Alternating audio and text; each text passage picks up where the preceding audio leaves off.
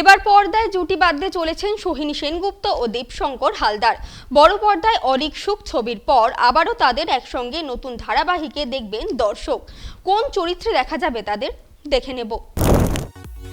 সোহিনী দেবশঙ্করকে পরিণত প্রেমের গল্পে দেখা যাবে।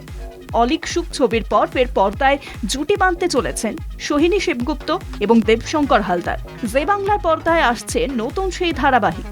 শোনা যাচ্ছে ইতিমধ্যেই নাকি নতুন ধারাবাহিকের প্রোমো শুট হয়ে গিয়েছে। ধারাবাহিকের নাম নাকি হতে চলেছে কমলা নিবাস। শোনা যাচ্ছে ভিন্ন স্বাদের প্রেমের গল্পই নাকি দর্শকদের বলবে নতুন এই ধারাবাহিক। প্রেমের গল্প নিয়ে গল্প এগোলেও তা যে একেবারে ভিন্ন স্বাদের হতে চলেছে সে কথা বলাই বাহুল্য।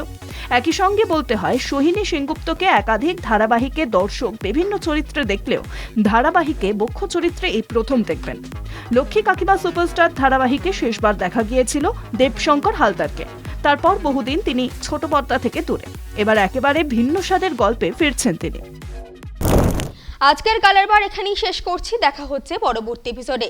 আমাদের এই স্পেশাল বুলেটিন কেমন লাগছে আপনাদের কমেন্ট করে জানান আমাদের ফেসবুক পেজে, ইনস্টাগ্রামে, ইউটিউবে এবং এক্স হ্যান্ডেলে।